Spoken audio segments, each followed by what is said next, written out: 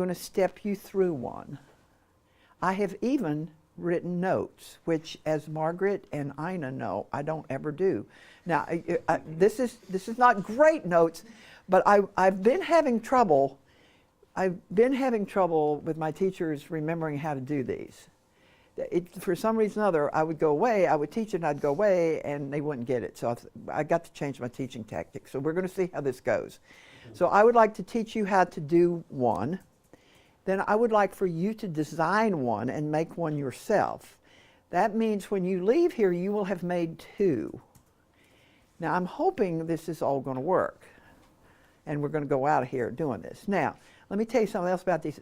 When I say you're in the cloud, when Margaret says we're in the cloud, that means you can get it anywhere you are connected. You can get it on your phone. You can get it on your iPad. You can get it any place that has any kind of connection. You can hook up with it. And that is the value of the Editable Feature Service.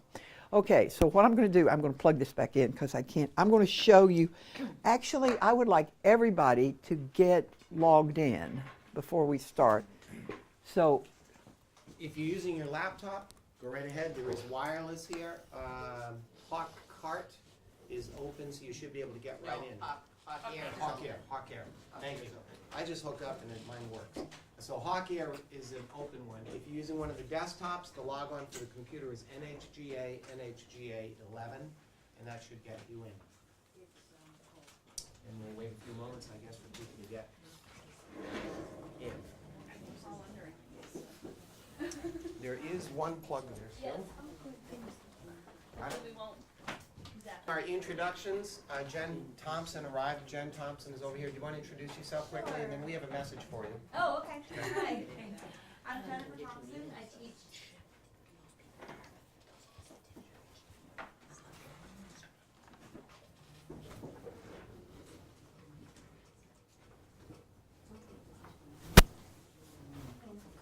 There are 2 or 3 browsers on our local machines. Mozilla Firefox is there. Chrome. If you're using Internet Explorer, don't.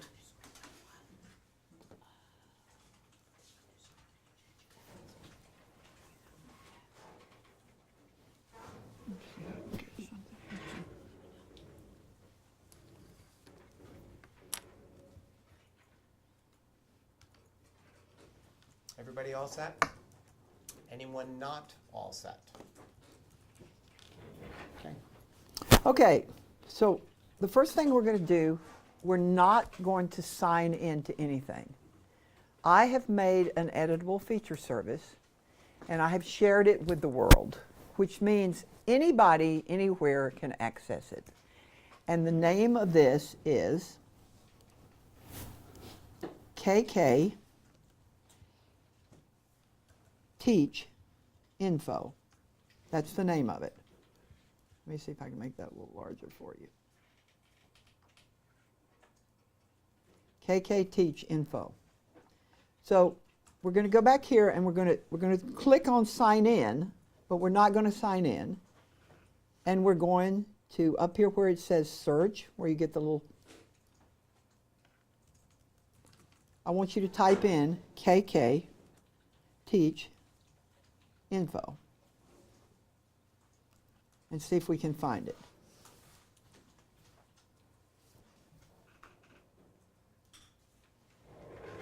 And this gives a little bit of information about it. Blah, blah, blah, blah, blah, blah, blah. And I would like for you to open it.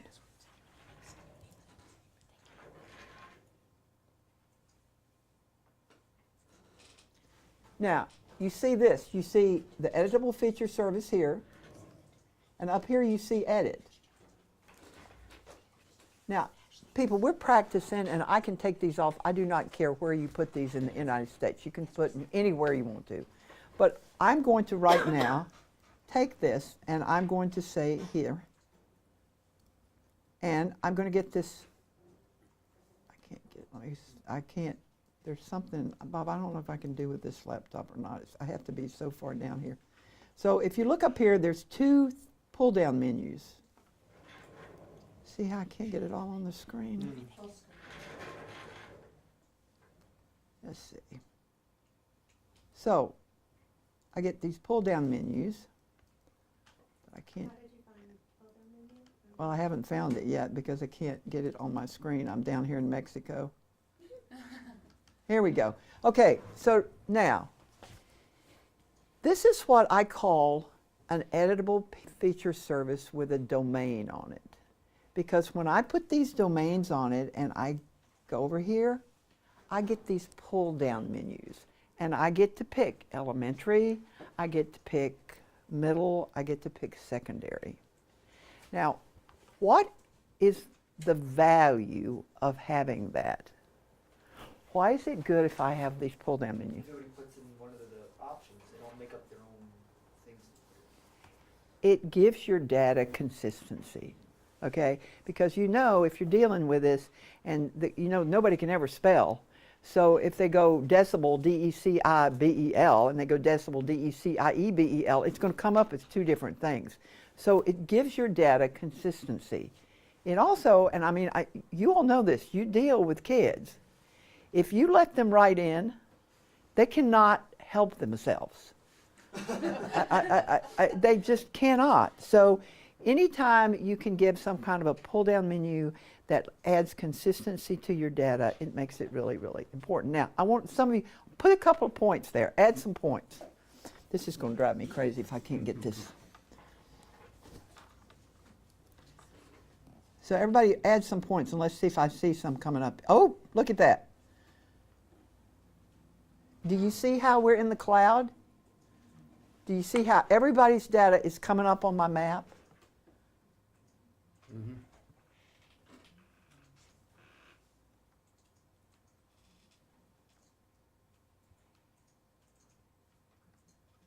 So what's the magic word? We're all working on this map. How? Collaboratively. That is the key. And that is actually, they can go on about this ArcGIS online stuff, and you can put map notes, and you can do this, and you can do that. Hands down, to me, this is the most dramatic thing they have done. So how come I'm not seeing all those things? Move your map around a little. Zoom in and out. If I was going to have you all, if I was going to give a little summary of this little session I've done right now, you would be able to tell me that we were trying to make some sort of a service that was in the cloud that we could all work on this collaborative, and that's the whole purpose of this. Now, I am going to show you all a whole bunch of these that I have made and I have stored, and then we're going to make one. Okay, so let me do what Ina says here first and get this thing done. Ina, you're so smart. Okay. Screensaver.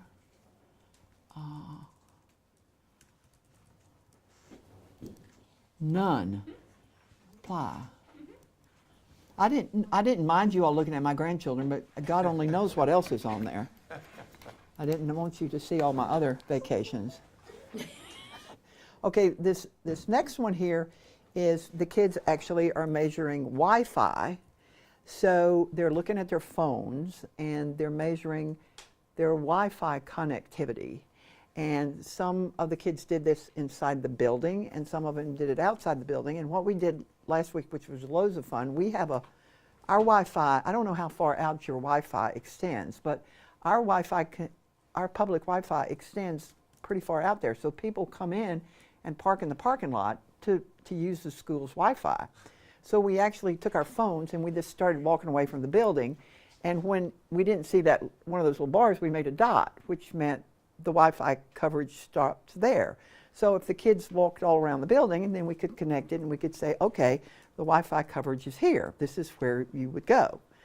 Okay, so this one is an all-time favorite, this water indicator. This is what's the pH, what's the dissolved oxygen. You know this is a standard thing that people collect.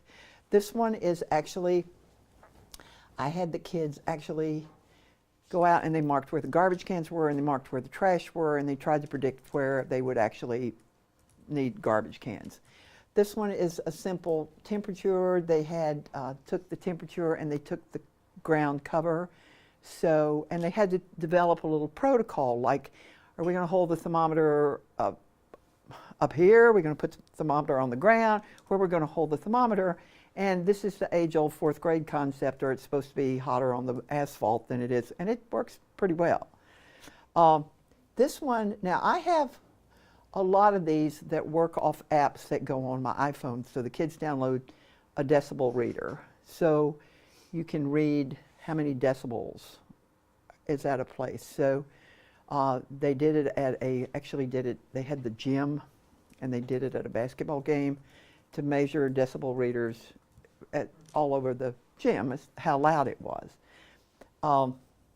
Then I just put, this is a generic polygon, point, and line. This means, okay, take your pick. This is like a dealer's choice. You do whatever you want. This next one works wonderful. This is a light meter on your phone, and you point it downwards, and it measures lumens, reflected lumens. So you're doing the albedo of the playground. You're doing the albedo of your campus. So it's the same thing. It's going to reflect really well if you're on concrete, and it's not. But it's, you know, the kids get to use their phone, and it's quite fun. And the last one is an all-time favorite, which is cell phone coverage, and it actually measures your cell phone coverage. So you have to pick what phone you're using. The pull-down menus are what phone you're using. The pull-down menu is what carrier you have, or you AT&T, Verizon, or whatever, and then it's how many bars you've got. And on the iPhone, there's actually a little thing you can type in, and instead of getting those bars, you can get a number. So it's much easier to interpolate. Now, think about that interpolation, because for those of you that are ArcGIS users, you can now interpolate online. So any of these little projects that we're doing school-based, you can do interpolation. So instead of bringing it back down into desktop, you can actually interpolate it. Does everyone understand what interpolate means? Yes. No, those of us that haven't done it a lot. Interpolate. Okay, so let me see if I can show you. I can show you. I can do that. Okay, so here we go. Here's what interpolation means.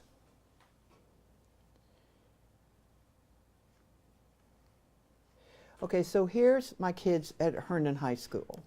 And let's just talk about this for this minute. Let me turn everything off.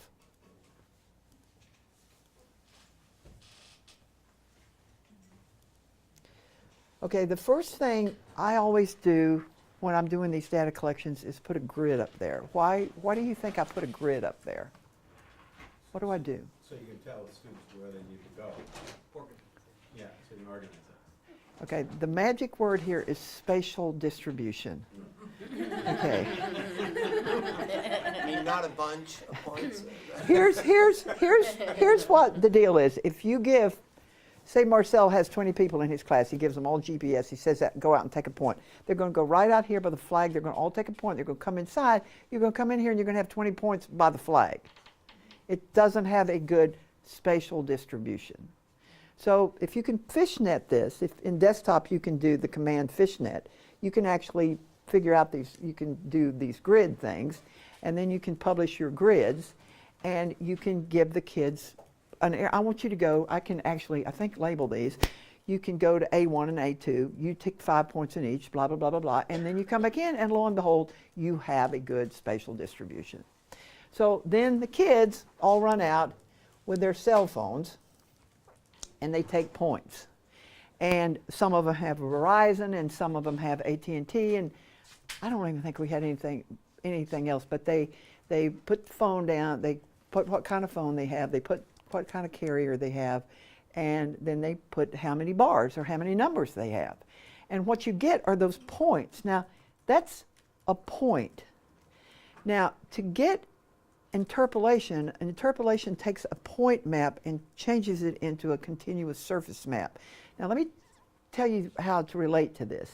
You look at an interpolated map every single time you pick up USA Today and look at the weather. Because you don't see weather stations. You don't see whether it's, you see 90 degrees, 80 degrees, 70 degrees. Something has happened, and your teachers made you do this. For many years, you would take a pencil and you connect all the 90s, and you connect all the 80s, and then in between there is 80 to 90. That's an interpolation. You're making a continuous surface out of that. When we do this, the computer does it to us. Computer does it for us. And there's many different types of interpolation. This one happens to be an inverse distance weighted. And if you're really, really into the math, you can look up the formula. I just say, okay, the computer knows what it's doing, and I interpolate. But that is kind of what interpolation is. So then what you get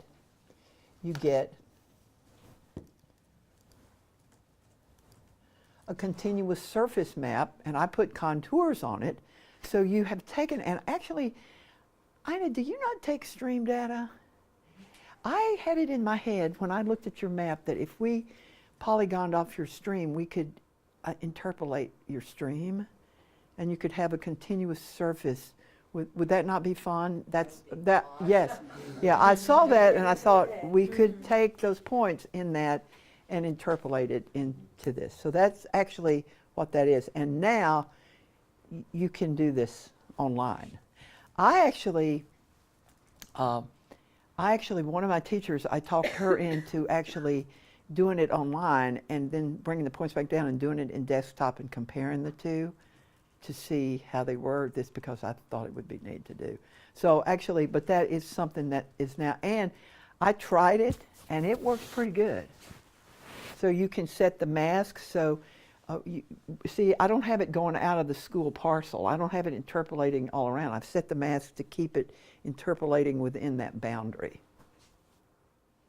Okay. Can I ask a question? Backing it up a step, what you had in your group, those were feature services. Yes. But this is a feature service on a map. You've got a map here. Did you have some other maps there as well? You understand what I'm clearing this up in my head. What's the difference between a feature service and then an assembled map with that feature service? Okay, that where it says cell phone coverage, Yeah. that's the editable feature service. Yep. The grid is another feature, not feature, editable. right. Let me just tell you this because I learned this the hard way. If you make that grid editable, what are they going to do? They're going to take your grids off. So, I mean, I came back and I had little holes in my grids. I'm going, what's wrong with my grid? So when you publish it, you have to be sure that things you want to stay there, the only thing you check is query. So you don't want them to edit that because I did that. Okay. Can And you show us how to do this grid thing with the fishnet, which you were talking about? Yeah. 'Cause that's, Yeah, that's fishnet put in the rows and columns. But I can show you that. That is really, really easy. Okay? So that is, I'm just going to show you, I'm showing you this to kind of give you ideas of things that can happen. These were the kids that did the noise thing on the basketball court. And the thing about this is they get to use these phones and they get to use these little apps. And the apps, every app I have up there is free. So it's not like they're paying for anything. They're just downloading the Decibel app and then they're doing that. So that is kind of the deal. The one now, this one, I'll show you one more because this one's not an interpolation. I'll tell you a funny story about this one. Where is it?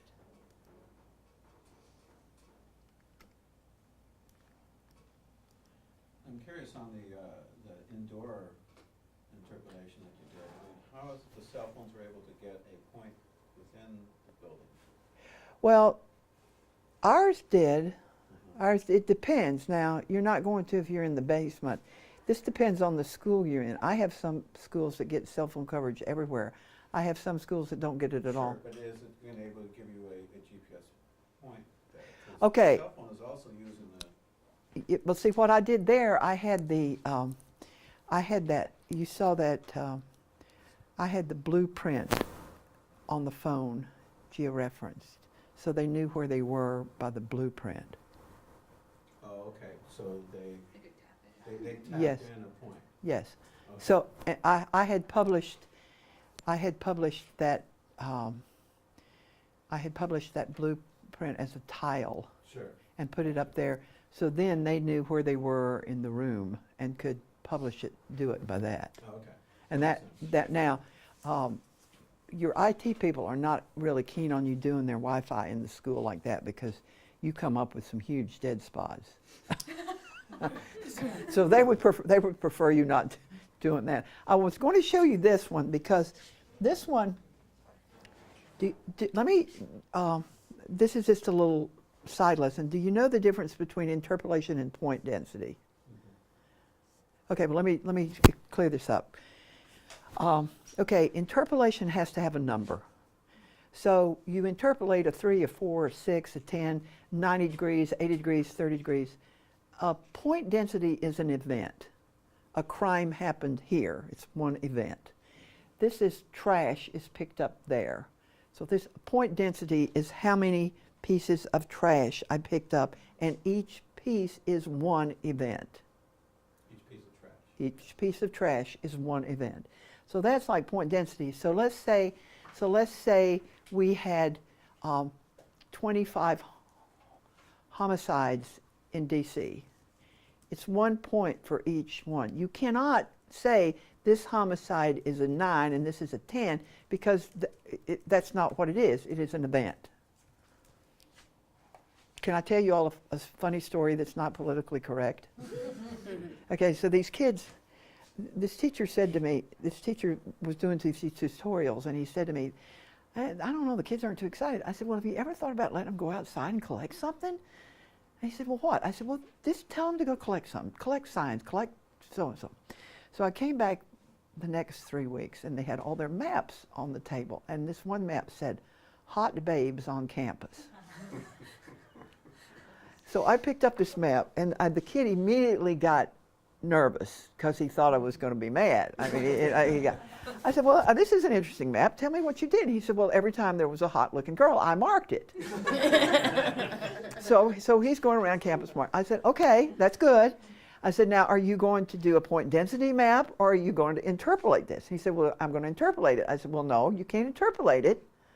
The only way you could interpolate it was if you rated the girl. Now, if you rate the girl, you can interpolate it. But if you just count it as one event, it has to be a point density map. I mean, we thought it was really kind of a good, it was kind of a fun lesson. And they figured out that all the girls were down there somewhere where the boys were. It was really quite a little, it was one of those things that was quite fun. So I sometimes I tell that and everybody gets, oh, she's talking about the girls. I mean, I'm just telling you what the high school kids were telling me. It was quite amusing. So that is actually a difference between interpolation and point density. So, okay. Do I want to show, I think that's going to be, just because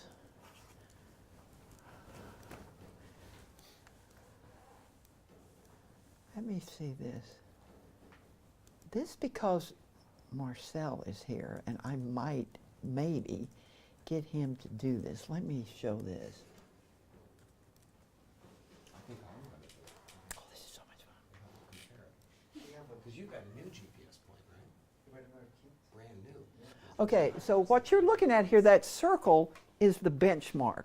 That's the one I downloaded from USGS. All those points I downloaded, and I picked out, you would pick out New Hampshire, you download the only ones in New Hampshire, and I picked out only the good ones. I didn't, okay, and then I published that. And then the fun part is taking your GPS and going and finding them. That's the fun part. And then that one closest was on my cell phone, and those other two were on two different kinds of GPSs that I had. One had that, what's it turned on, was turned on, and one had it turned off. So there's all sorts of different things. And then I had them do precision by turning it on and off 3 times and comparing what they got with precision. So it was like a whole kind of new thing. Now, the thing in my mind that I did that thing was, and I don't know how it works for you all up here, but where I live in a very urban area, these cell phones are always the most accurate. I mean, they're picking up not only the GPS from the satellites, but they got it from all the towers, and they have, I mean, they're always, now up here, I don't know that that would probably be the case. But in an urban area, you usually get better accuracy with those cell phones. But they don't last as long. No. No. Can I just relate this to something we did here? Is this kind of have to do with when we went to the ponds and we were tracking the points on the trail, and then suddenly there was this group that was way over here? It sort of does, and that's one of the things that I'm curious about, and that's why I said to Marcel, I'm doing this, because I want to know how accurate these things are. Right. I have plans right now. My advisory is going to go and visit a geodetic marker this coming Thursday. I filled out the forms, my field trip forms are all filled out, and we're ready to go and do exactly that. Except I was thinking I had to make it up. I guess I don't. I can figure this out today and maybe borrow it or something. But yeah, it does have to do with that. And I was sent some emails back and forth with Joseph Kursky recently. I thought they were on the T3G list about the accuracy of those devices as compared to cell phones. And he thought that these things ought to be as accurate as a cell phone. I don't think they are. No, I don't, because they're only gonna go off on whatever chip that they have. Well, it's also a GPS chip. It's not, these aren't, they're Wi-Fi enabled, but they're not picking up data from cell towers. Exactly, so So- that will give you at least a fixed point.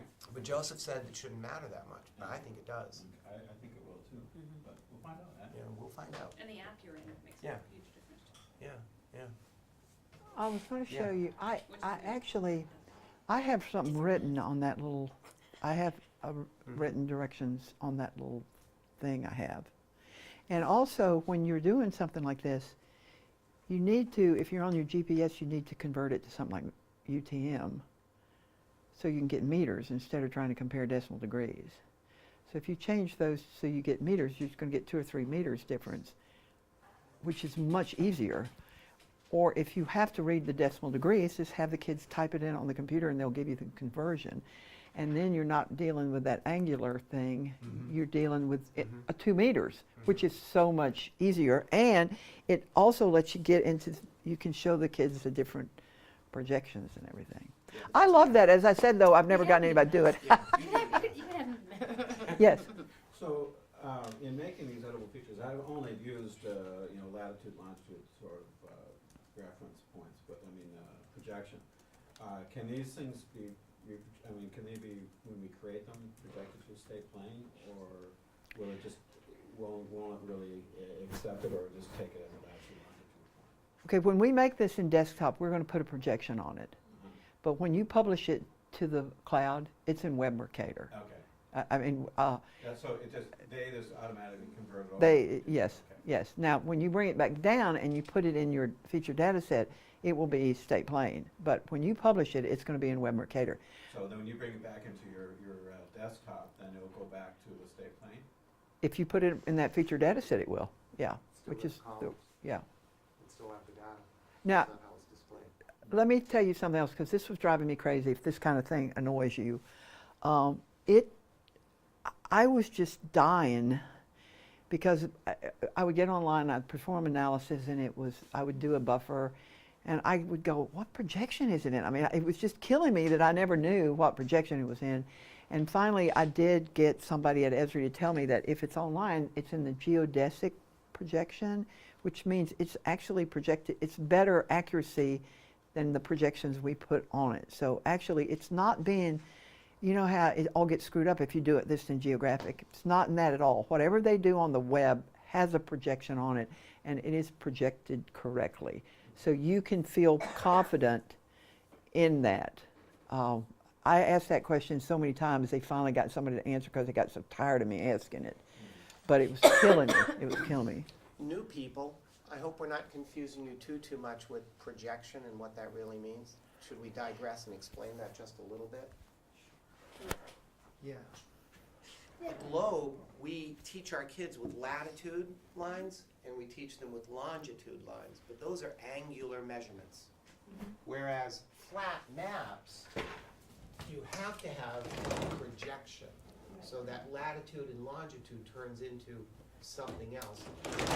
Projections, generally speaking, are measurements north and measurements east. Did I do that right? Yeah. Yep. Measurements east of a longitude line. Yeah. So that's a projection. Okay? I just wanted to show you, something that is kind of sad? I actually have a worksheet that goes in here that I took out of my bag because I said, I've never ever gotten anybody to do this. Why would I think anybody would ever be interested in it? Okay, so now our plan is, I am going to try to teach you all how to make one of these editable feature services. Now, do the new people have desktop experience? A little bit.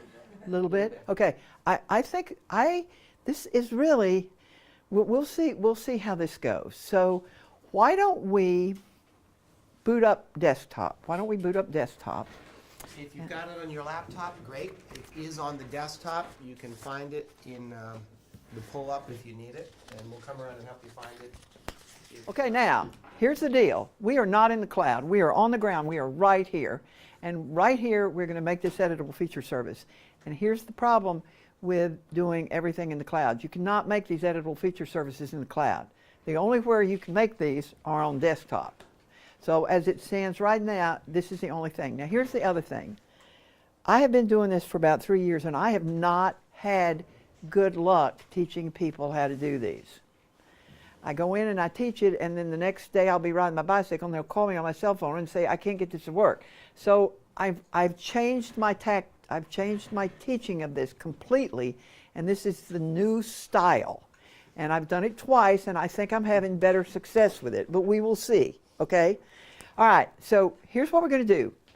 We're going to stay in catalog a while, so I don't know whether you want to work, I don't know whether you're working on your flash drive, I don't know whether you're working on your C drive, I don't know where you're working.